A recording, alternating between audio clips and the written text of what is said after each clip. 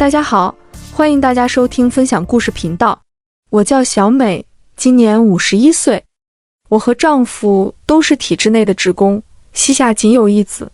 按理说，我们的家庭负担并不沉重，应当能过上安稳无忧的生活。然而，每个家庭都有自己难以言说的烦恼。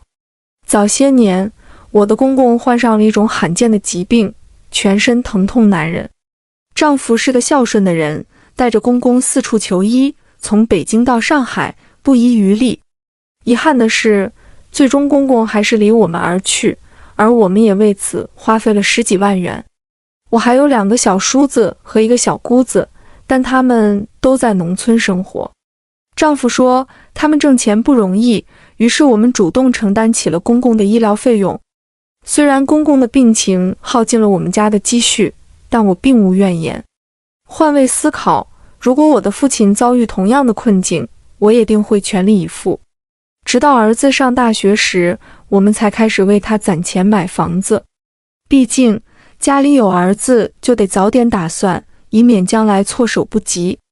我和丈夫节衣缩食，好几年都不舍得给自己买新衣服，就是为了给儿子攒够购房首付。终于，在儿子参加工作的第2年，我们在县城里为他买下了一套130平方米的房子，每月需还4000元的房贷。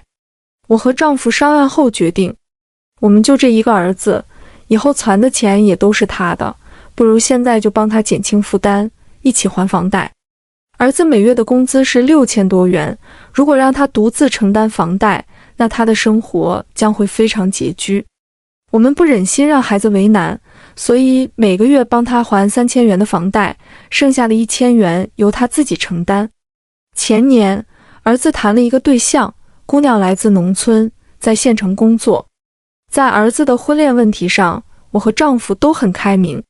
尽管有些同事提醒我们，找个农村的亲家可能会有麻烦，比如亲家没有养老保险，将来的养老都要靠女儿。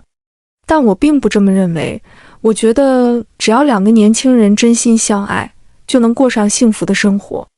至于孝敬父母，我相信他们会做到的，毕竟我和丈夫也一直尽心尽力地孝敬双方的老人。儿子结婚后，小日子过得非常惬意。他们夫妻2人的收入加起来每月有1万多元，而房贷每月仅需还1000元。剩下的钱，他们都用来享受生活，吃喝玩乐，尽情享受2人世界。结婚后，儿子和儿媳妇表示他们俩都不太擅长烹饪，希望中午能全家一起吃饭。起初我有些犹豫，毕竟我怕过多的相处会带来不必要的矛盾和摩擦。儿媳妇却笑着说，妈，您别多想，您来给我们做饭，我们感激还来不及呢，怎么会有矛盾呢？既儿媳妇都这么说了，我再坚持不一起吃饭，就显得有些不通情理了。于是每天下班后，我都会急忙赶往菜市场买菜，然后匆匆回家。为了节省时间，我会同时使用2个燃气灶，忙得不亦乐乎。我之所以这么赶时间做饭，就是希望能让大家吃完饭后有更多的休息时间，这样下午工作起来会更有精神。然而每次吃完饭，儿子和儿媳妇总是把碗一推就进了卧室休息。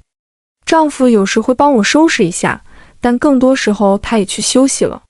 只有我独自收拾餐桌、洗碗洗盘，等忙完这些就已经快1点了，紧接着就要去上班了。这样的日子日复一日，我感到非常疲惫。儿子和儿媳妇都爱吃鱼和肉，所以每顿饭我都要准备荤素搭配的4个菜，有时还得加个汤。我算了一下，1个月下来，我们家的生活费竟然高达5000多元，而我和丈夫以前1个月才花1000多块钱吃饭。为了满足儿媳妇的口味，我还得买些昂贵的水果。她不爱吃苹果、香蕉这些普通的水果，偏爱提子、榴莲、山竹和芒果，尤其是大青芒。她说大青芒吃起来特别新鲜。这样一来，儿子和儿媳妇几乎不用花1分钱在生活上。儿媳妇倒是很知足，一口一个妈的叫着，也不惹我生气。说实话，我已经尽力做到最好了。同样是上班族，而且我年过半百，下了班还得匆匆忙忙来给他们做饭，其中的辛苦只有我自己知道。我自认为已经算是一个相当合格的婆婆了。每天中午，我们全家人聚在一起吃饭，儿子和儿媳妇过得轻松自在，可我却渐渐感到力不从心。我和丈夫每月的工资加起来大约13000，其中要给儿子家还3000块钱的房贷，再算上我们家5000块钱的生活开销，就只剩下5000左右了。而这5000块钱还得应对家庭的各种开支以及亲戚朋友的人情往来，最后几乎所剩无几。我曾多次向丈夫抱怨，这样无休止的补贴儿子家，何时才是个头啊？丈夫也很无奈地说，咱就这一个儿子，也不能分得太清了。如果咱不和他们一起吃饭，咱是轻松了，也省钱了，但儿子和儿媳妇肯定会不高兴，咱还是别去得罪他们了吧。在丈夫的劝说下，我只好继续忍耐。今年夏天，我的身体出现了一些状况，总是浑身酸痛无力。在县医院做了各种检查，却始终查不出原因。丈夫说，等国庆小长假时，我们去市里的大医院好好查查。由于身体不舒服，我实在不想去儿子家做饭了。那天下班后，我给儿子打了电话，说中午不过去了，让他们自己解决午饭。我回到家里，简单的熬了点小米粥，炒了个青菜，又从冰箱里拿出了一份熟肉切了吃。那一顿，我和丈夫吃得轻松愉快，我一点也没觉得累。我告诉丈夫，我的身体就是累垮的。然而，让我失望又伤心的是，儿子和儿媳妇对我的身体状况一句也没问，只是反复打电话催我什么时候过去给他们做饭。想到有一次亲家身体不舒服来县城看病，儿媳妇全程陪着，医药费花了2-3千也是他掏的。亲家在儿子家住了半个多月，儿媳每到中午就给我发微信，安排我买什么有营养的饭菜，说他母亲喜欢吃什么。如今我身体不好，他们却一点也不当回事，我能不伤心吗？在他们的催促下，我只好中午下班后又硬着头皮去儿子家做饭，又开始过上以前那种疲惫的日子。即使再累，我也得装出开心的样子。好不容易等到国庆假期，我们去了市医院做了全面的检查，还好没有大碍，但花了4000多块钱，我真的很心疼。我们的工资每月10号发，离发工资还有近10天，我和丈夫商量着得节省点花。当时我们手里只剩下了几百块钱，那几天我就没去儿子家。我觉得他们放假了，完全有时间自己做午饭，不需要我们去帮忙了。可是儿子和儿媳妇还是3番5次的打电话让我们过去。无奈之下，我只好又买了饭菜去做午饭。由于手头拮据，我开始调整菜单，不再频繁购买大鱼大肉，转而选择简单的猪肉炖青菜和炒鸡蛋。结果儿子的脸色立刻沉了下来，抱怨饭菜太过清淡，儿媳妇也只是勉强吃了几口就进了卧室。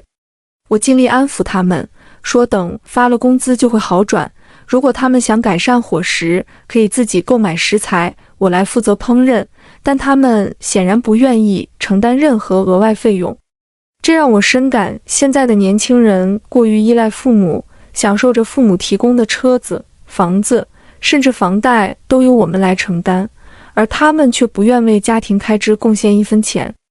10月6日中午，儿子打电话来说儿媳妇想吃水饺，于是我花了些钱买了猪肉和白菜，打算为他们包一顿水饺。然而正当我忙着和面的时候，儿子和儿媳妇却说要出去逛商场买秋装。我心里有些不悦，包水饺本就是个繁琐的活，从和面、剁馅到擀皮、包饺子，全部都要我一个人来完成，这让我感到非常疲惫。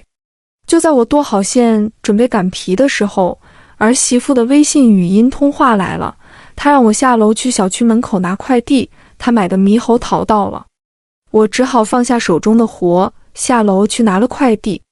我一个人忙前忙后的包着饺子，期间给丈夫打电话抱怨他不过来帮忙，他却说正在家里忙着栽花。我气得直嘟哝，那些花在他眼里简直比什么都重要。好不容易包完水饺，丈夫终于来了。他看到餐厅里的2箱猕猴桃，想要拆开尝尝，被我拦住了。我告诉他那是儿媳妇买的，别动她的东西，不然她会不高兴的。丈夫虽然不以为然，但也没有强行拆开快递。儿子和儿媳妇回来后，我赶紧把水饺下锅。热腾腾的饺子上桌后，丈夫提议喝一杯庆祝假期即将结束。他拿来酒杯倒上酒，但儿媳妇的脸色却有些难看，吃饺子时一言不发。儿子边吃边挑剔地说：“妈，你包的饺子虽然好吃，但太素了。咱家最近的伙食水平可是下降了不少啊！你要是包个牛肉水饺，那该多好啊！”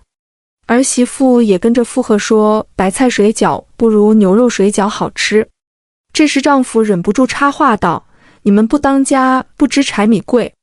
这次我们去市医院查体，花了好几千块钱，已经成了月光族。你们别不知足，还整天想吃好喝好。你们又不出钱，做什么饭就吃什么饭行了。”儿子和儿媳妇这才不吱声了。吃完饭，儿子和儿媳妇照例把碗一推，就离开了餐厅。儿媳妇把猕猴桃箱子打开了，他们在客厅里开始吃猕猴桃。儿媳妇吃水果的方式颇为讲究，她会先将猕猴桃剥皮，再用水果刀细细切成片，用叉子优雅地享用。他们边吃边赞叹：“这猕猴桃真是美味极了，甜得多汁，难怪要卖10块钱一斤呢，比我们街上卖的那些好多了。”我一听不禁啧舌，10块钱一斤的猕猴桃，对于我来说确实太贵了。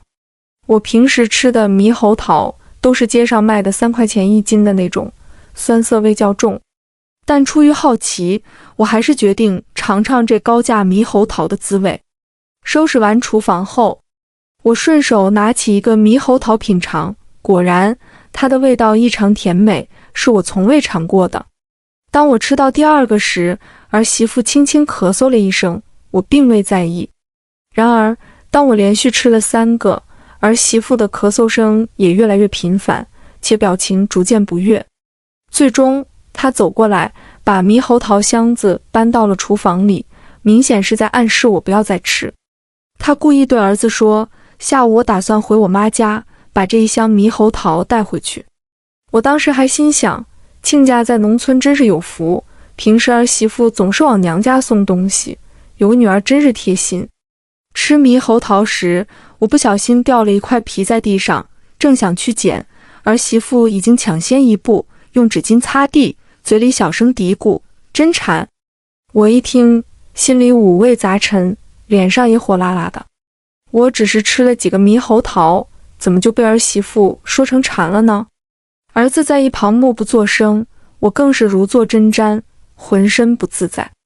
丈夫在一旁看出了我的尴尬，轻轻拽了我一把说：“咱们走吧，留在这里干什么？”我气冲冲地摔门而去，等电梯时，眼泪终于忍不住夺眶而出。丈夫心疼地安慰我：“咱们以后再也不来了，自从给儿子家做饭，每月开销这么大，咱们那5000块钱的生活费得买多少猕猴桃啊？”回到家后，我坐在沙发上沉思良久。为了儿子家，我们付出了太多，每月帮他们还3000的房贷，还负责买菜做饭，如今却因为吃了几个猕猴桃而被儿媳妇嫌弃。我这个当婆婆的到底图个什么呢？我还有尊严可言吗？儿媳妇会尊重我吗？显然，在她眼里，我就是一个可以任意索取、不计回报的人。我已经明白了以后该怎么做了。第2天，假期结束，我们开始上班。中午10点多，儿子就打电话来，让我买条鲤鱼，说儿媳妇想吃蒜泥鲤鱼，还特别强调要买野生的。我冷笑着回应道：“哪还有余钱买鲤鱼？